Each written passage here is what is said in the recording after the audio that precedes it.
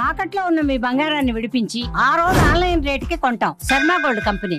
నమస్కారం, welcome to Suman TV. నేను గీతాంజలి. ప్రస్తుతం మనతో పాటు ప్రముఖ జ్యోతిష్య వాస్తు ముహూర్త పండితులు బ్రహ్మశ్రీ సిస్లా సిద్ధాంతి గారు మనతో పాటు ఉన్నారండి. వారితో మాట్లాడదాం. గురుగారు నమస్కారం అండి. నమస్తే అమ్మా. గురుగారు, కన్యా రాశి వారి జాతక ఫలితాలు ఈ విశ్వావసు నామ సంవత్సరంలో ఏ విధంగా ఉన్నాయో తెలుసుకోవాలనుకుంటున్నాము. ముందుగా వివరించండి. విశ్వావసు నామ సంవత్సర శుభాకాంక్షలు. కన్యారాశి వారికి శుభాశీస్సులు.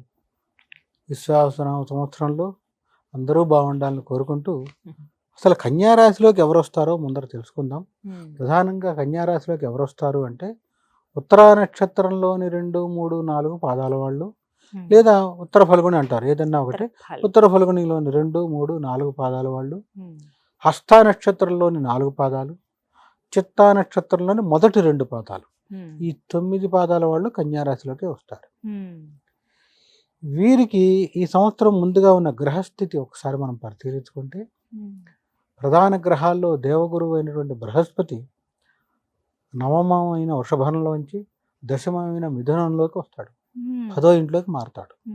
చాలా బలమైన స్థానం.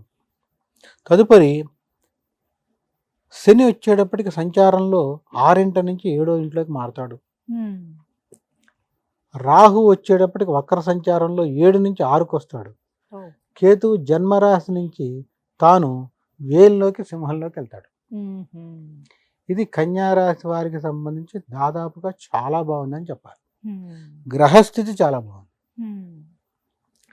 ప్రారంభంలో మనం చెప్పుకున్నట్టు మేషం తీసేస్తే వృషభ రాశి ఎలా ఉంటుందో కన్యారాశి దాదాపుగా అలానే ఉంటుంది.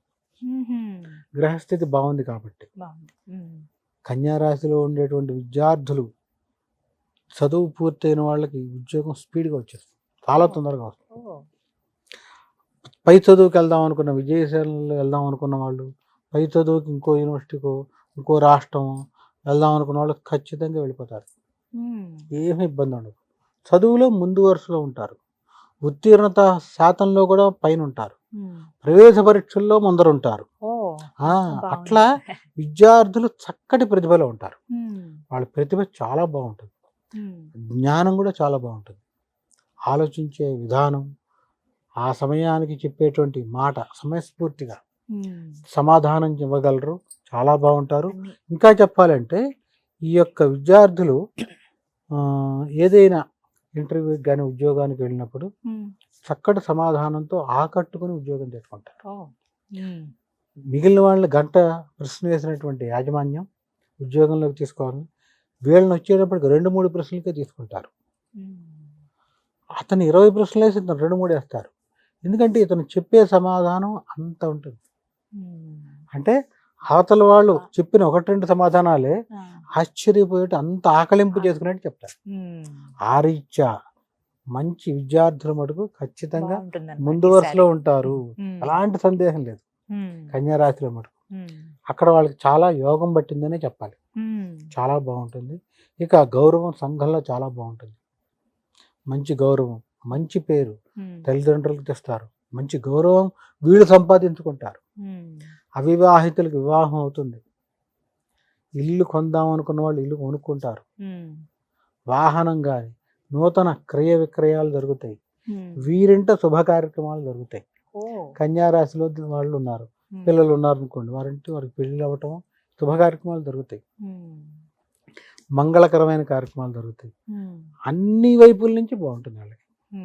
ఎక్కడ ఆటంకం దాదాపుగా ఉండదు. కేవలం ఎక్కడంటే కొంత ఇబ్బంది పెట్టేది వీరికి.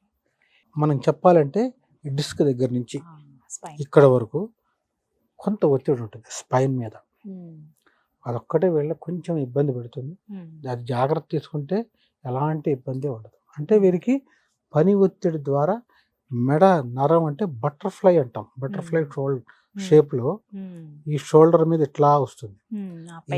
ఈ షోల్డర్ పెయిన్ కానీ ఈ వెన్నుపూస మీద, స్పైన్ మీద కొంచెం ముదిరితే మటుకు వారి వ్యక్తిగత జాతకంలో రాహు రోగస్థానంలో ఉంటే డిస్క్ సంబంధించిన సర్జరీ కూడా అవుతుంది. అదొక్కటే వీళ్ళని ఇబ్బంది పెట్టేది, మిగిలిన ఏం లేవు. అది ఎప్పుడు వస్తుంది, అందరికీ రాదుగా. అందుకనే బర్త్ చార్ట్ అనేది మాట చెప్తూ ఉంటాను నేను. వారి యొక్క వ్యక్తిగత జాతకంలో రాహు రోగస్థానంలో పడిపోతే అప్పుడు మాత్రం కన్యా రాశిలో ఉండేటువంటి వాళ్ళు డిస్క్ సంబంధించిన ప్రాబ్లం, డిస్క్ అరిగిపోయి సర్జరీ చేయడం, లేదా డిస్క్ సంబంధించి పక్కకి జరిగిందనో ఇప్పుడు ఈ మాటలని చెప్తారు కదా, ఇలా వచ్చి వాళ్ళు ఇబ్బంది పడతారు. అది తప్ప ఇతరత్ర ఎలాంటి ఇబ్బంది లేదు, చాలా బాగుంటుంది.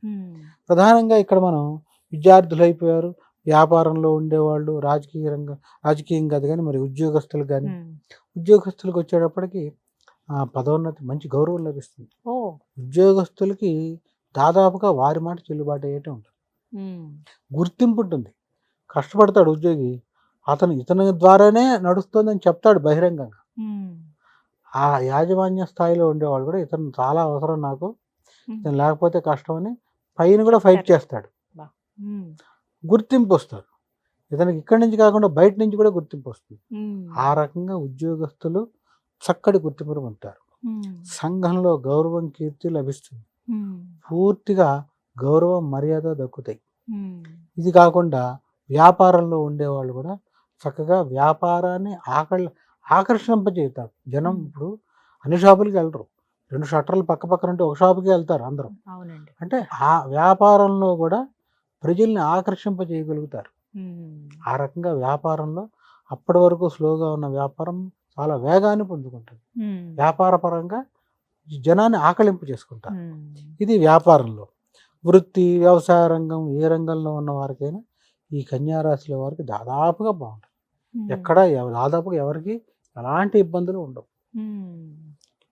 కేవలం ఇందాక నేను చెప్పినటువంటి అదొక్క సమస్య తప్ప వెన్నుపూసకు సంబంధించి కానీ అది అందరికీ రాదు. వారి వ్యక్తిగత జాతకంలో రాహు దోష స్థానంలో ఉంటే మాత్రమే, లేని పక్షంలో ఎలాంటి ఇబ్బంది లేదు. ఇక అలా ఉన్నప్పుడు ఖచ్చితంగా సంస్కారం అవసరం. రాహు అక్కడ కూడా పాడైపోతాయి. ఏది ఏమైనా కన్యా రాశి వారికి ఈ సంవత్సరం కూడా బాగుందని చెప్పాలి. గత సంవత్సరం లాగా ఈ సంవత్సరం కూడా బాగుంది, చాలా బాగుంది, ఏమి ఇబ్బంది లేదు. ఇక రాజకీయ రంగంలోకి వచ్చేప్పటికి కన్యా రాశిలో ఉండేటువంటి వారికి మంచి గుర్తింపు వస్తుంది. ఏదైనా పదవి లాంటిది కూడా దక్కుతుంది.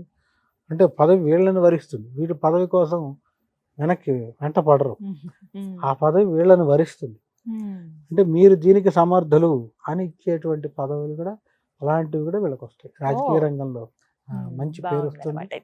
ఆ రకంగా కన్యా రాశిలో ఉండేటువంటి వారికి దాదాపుగా చాలా బాగుంటుంది. మంచి మిత్రుల సహకారం లభిస్తుంది.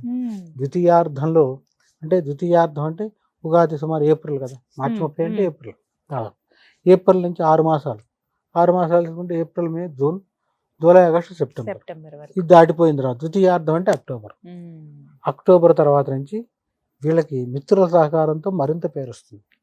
బంధు మిత్రుల సహకారం ఉంటుంది, ఆ రీత్యా మంచి పేరు వస్తుంది.